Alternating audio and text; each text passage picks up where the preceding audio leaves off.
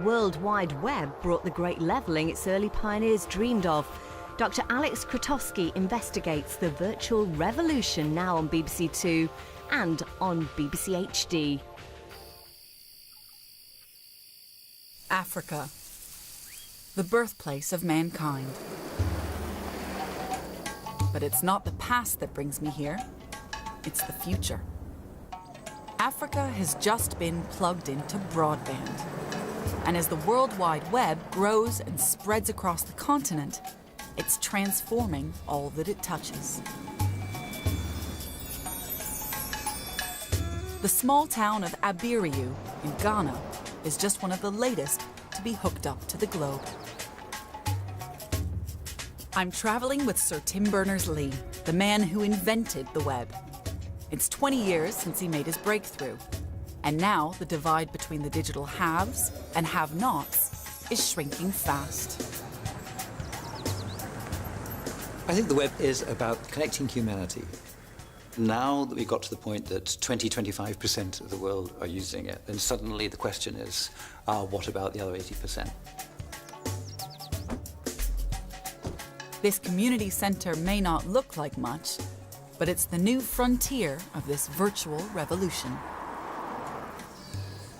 It was a little bit like going back in time to when people first came across the web. We wouldn't, in the early days, have been anything like as presumptuous as to say, how can we make sure this gets to the furthest reaches of rural Africa? But what exactly is it that we've created over the last 20 years? What does it mean? Is our wired digital world a blessing or a curse?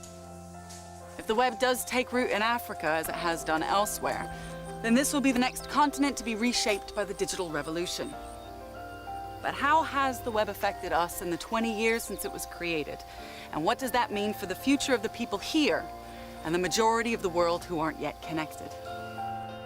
The web is the defining technological revolution of our lifetimes. Almost 2 billion of us are now online.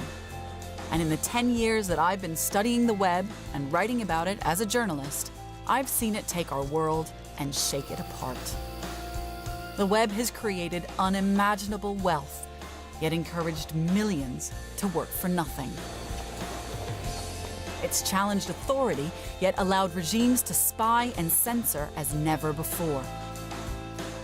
And it's been blamed for creating a generation of web addicts, yet opened up new realms of knowledge.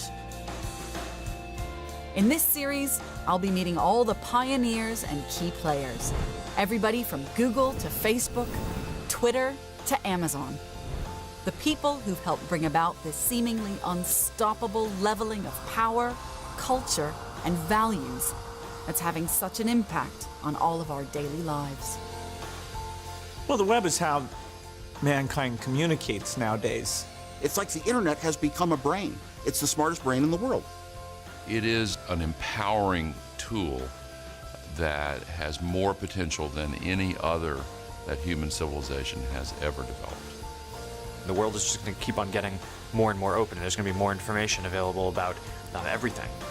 This is astounding technology, and we should just take a moment to celebrate the power and the reach that it gives us. And so this is the story of the web. But it's more than that. This is also the story of how the web is remaking our world.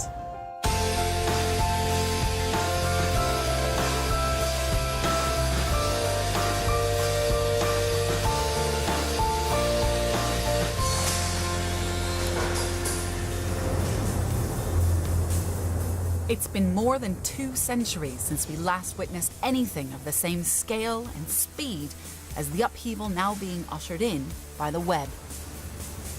The Industrial Revolution was powered by what was then a radical new technology: steam.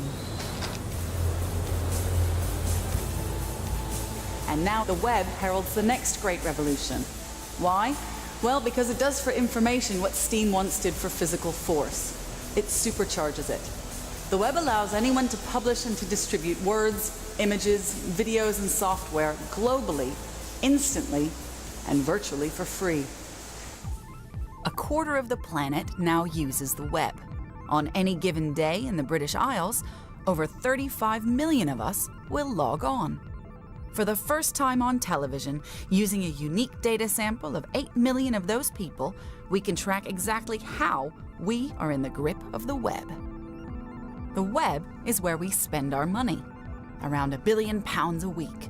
Britain's most active e-shoppers? In Swansea, with Kirkwall and the Orkneys in second place. It's where we fall in love, with 5 million of us using a dating website every month. Manchester and central London have proportionally the most online lonely hearts. It's where we get our sexual kicks. Surveys have suggested up to 40% of British men view web porn. The highest density of visits to adult sites is in Harrogate, with Bromley close behind. And the web is where we express opinion. 18 million of us read blogs. Dumfries the least, West London the most. The web is a revolution. It's been hailed as the great leveling of humanity, a new frontier that gives us all equal access, equal voice, equal potential. The pioneers who paved the way for the web thought of it as the ultimate empowering tool, and so it came wrapped in an attitude, an online ideology that wants to give power to the people. The internet is a kind of rebellion.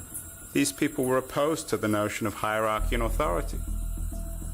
The people who originally created the internet were, by and large, social misfits who wanted to go on being social misfits. The way the libertarians have found their way to a space that is perfect for them to play out their ideas. It has completely blown apart and leveled access to communications and collaboration. The web as a great leveler, of course, is one of the goals of the web. In this film, I want to explore how the dream of leveling is playing out through the web. How it's overturning long-held notions of ownership, value, and expertise. How it's challenging business models. And how the equality promised by the web clashes with human nature, our innate desire to profit and control. It's about the meaning of this conflict and about how that has helped to create the web, this messy, beguiling, and hugely powerful phenomenon that we know today.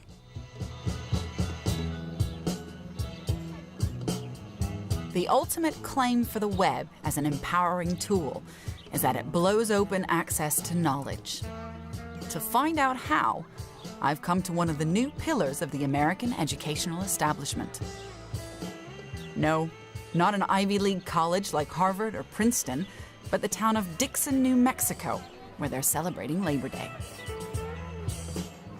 I'm here to meet Einar Kvaran. Today, he's playing drums in his band. But at home, he's a quiet revolutionary.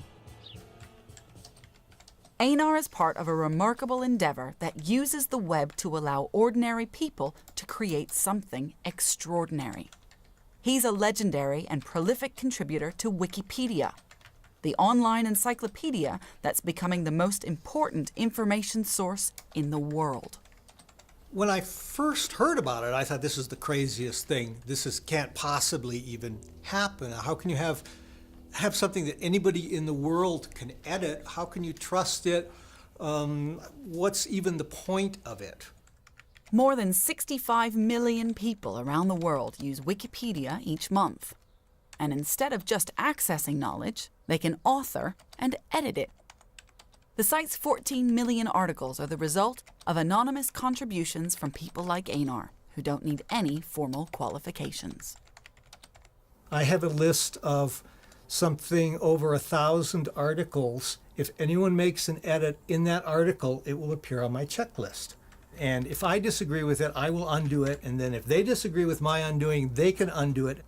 So that's kind of the basic premise, is that anybody in the world who has access to a computer can get on and edit the information. The idea is that instead of truth, knowledge, and accuracy being agreed on by experts and handed down by an elite from above, it will slowly emerge from the masses and come up from below.